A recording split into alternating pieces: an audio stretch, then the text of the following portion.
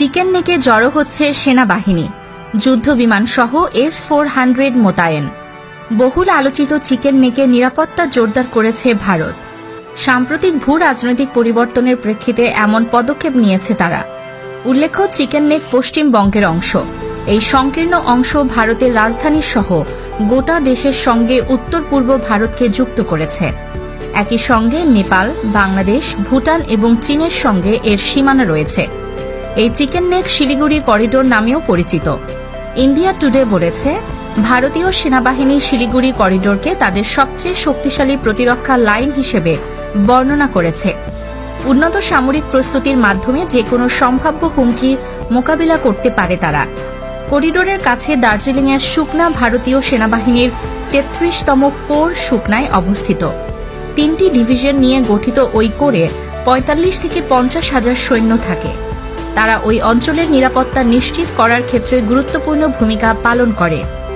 এই core Rafael যুদ্ধ বিমান, ব্রহ্ম ক্ষেপণাস্ত্র এবং উন্নত বিমান প্রতিরক্ষা ব্যবস্থা সহ অত্যাধুনিক অস্ত্রশস্ত্রে সজ্জিত। ভারতীয় সেনাপ্রধানের সাম্প্রতিক বক্তব্য করিডোরের নিরাপত্তার বিষয়ে ভারতের অবস্থানকে আরও জোরদার করেছে। তিনি জোর দিয়ে বলেন যে চিকেন স্নেক ভারতের সবচেয়ে শক্তিশালী সামরিক অঞ্চল।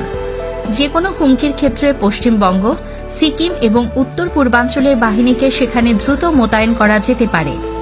ইন্ডিয়া টুডে লিখেছে, ভারতীয় সশস্ত্র বাহিনী এই অঞ্চলে নিরাপত্তা বৃদ্ধির জন্য ব্যাপক পদক্ষেপ নিয়েছে।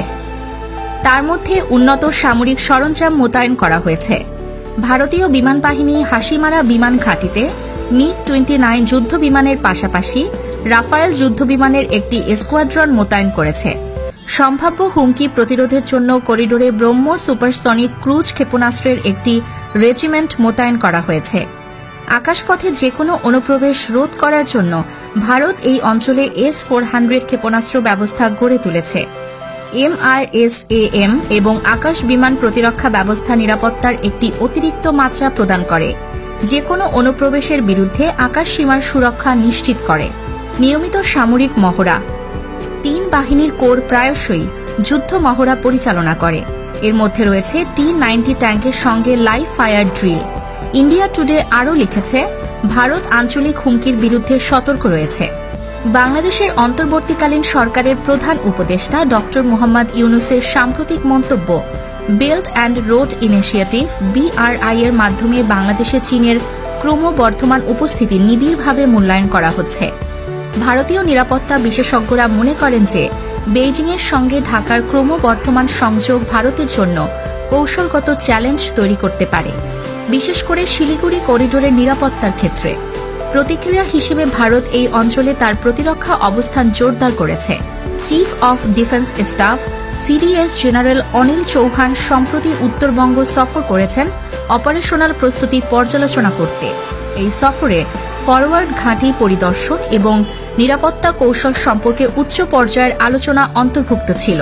2017 সালের দোকলাম অচলাবস্থার সময় চিকেন স্নেক সুরক্ষিত করার গুরুত্ব স্পষ্ট হয়ে ওঠে। ওই সময়ে ভারতীয় বাহিনী ভুটানের ভূখণ্ডে একটি রাস্তা নির্মাণের চীনা প্রচেষ্টা সফলভাবে প্রতিহত করে। বলা হয়, ওই রাস্তা শিলিগুড়ি করিডোরকে ঝুঁকির মুখে ফেলতে পারত। অতীতের সংঘর্ষ থেকে শিক্ষা নিয়ে ভারত তার প্রতিরক্ষা অবকাঠামো এবং প্রস্তুতি বৃদ্ধি করে চলেছে। উন্নত অস্ত্রশস্ত্র, কৌশলগত মোতায়েন এবং ক্রমাগত সতর্কতার মাধ্যমে ভারত যেকোনো বহিরাগত হুমকির বিরুদ্ধে চিকেন স্নেককে শক্তিশালী করেছে। আঞ্চলিক গতিশীলতার পরিবর্তনের সঙ্গে সঙ্গে ভারত এই গুরুত্বপূর্ণ করিডোরের নিরাপত্তা এবং স্থিতিশীলতা নিশ্চিত করতে প্রতিশ্রুতিবদ্ধ।